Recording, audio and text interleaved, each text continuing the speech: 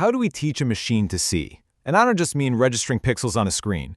I mean, how do we teach it to understand the world inside an image, the way that we do? For years, this has been one of the absolute biggest questions in AI. And that brings us right to the heart of the matter for this explainer.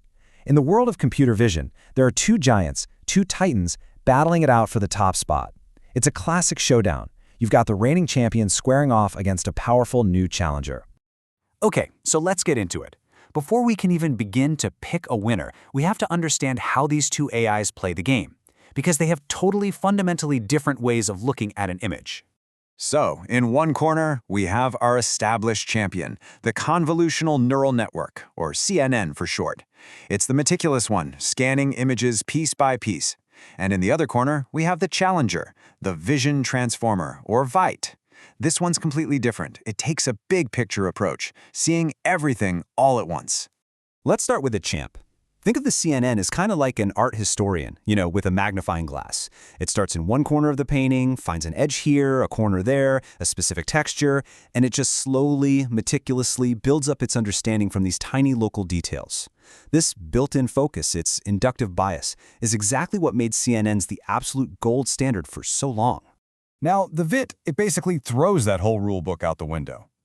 Imagine an art critic who just cuts a painting into a grid of puzzle pieces. They don't look at them one by one, no. They lay all the pieces out on a table at the same time and analyze how every single piece relates to every other piece simultaneously.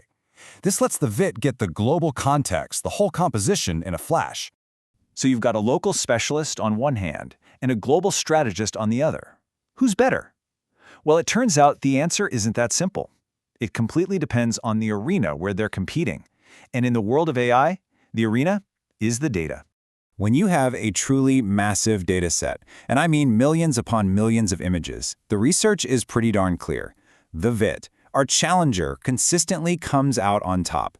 That incredible ability to see the big picture and learn all those complex relationships between the puzzle pieces, it just shines when it has a giant library of examples to learn from. But what happens when we change the arena? Let's say we're working with a much smaller, limited data set. Well, here, the whole story just flips on its head. Remember that built-in local focus of the CNN? That makes it super data efficient. It doesn't need to see a million cats to learn what a whisker or a pointy ear looks like. So with less data, the champion, the CNN, can often match or even outperform the data-hungry ViT. And this is really the crucial takeaway here. There is no single best model for every single situation. The big question you have to ask is, are you working with a massive web-scale dataset or something smaller and more specialized? Your answer is going to point you directly to your winner. But hold on, the story doesn't quite end there. Let's zoom in a little closer on our challenger, the ViT, because there's this really fascinating detail that reveals a critical trade-off between accuracy and cost.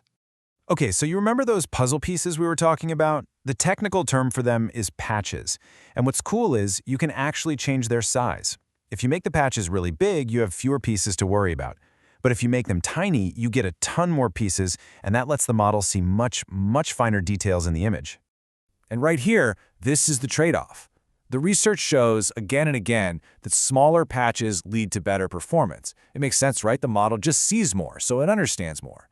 But, and this is a big but, the computational cost doesn't just go up a little bit, it absolutely explodes. Let's actually put a number on that, because it's pretty wild. For a normal 2D image, if you just cut the patch size in half, say from 16 by 16 pixels to 8 by 8, the cost to compute everything just multiplied by 16. Not double, not 4 times, 16 times. It's a huge jump. And if you thought that was intense, it gets even crazier in 3D. Think about something like a medical CT scan. If you have the patch size there, the computational cost skyrockets by a factor of 64. It is a mind-boggling increase in the amount of work the computer has to do. So why on earth would anyone pay this incredibly steep price? Well, because sometimes the details are literally everything. As this quote from a medical imaging study points out, those tiny patches, what they call finer tokenization, allow the model to pick up on features that are clinically relevant. We're talking about details that could make all the difference in a patient's diagnosis. All right, we've looked at the evidence, we've seen how they see the world, how they perform in different arenas, and we've talked about the costs involved. So what's the final verdict in the case of CNN versus ViT? The verdict is, it depends. There's no silver bullet here. This table really sums it all up. Got a massive data set? Go with the Vision Transformer. Working with a more limited data set? The CNN is your reliable workhorse. And if you absolutely need to see the tiniest, most fine-grained details, and you have the computing power to burn, a ViT with small patches is the way you want to go. But maybe we've been asking the wrong question this whole time. We framed this as a big battle, right? A versus match. But what if the future of AI vision isn't about one of them winning? What if it's about collaboration? And that's the final idea I want to leave you with. What if the next huge breakthrough isn't one or the other, but a hybrid? An AI that combines the CNN's amazing efficiency at local features with the ViT's incredible power for big-picture understanding. So instead of a champion versus a challenger, what if the future is a championship team?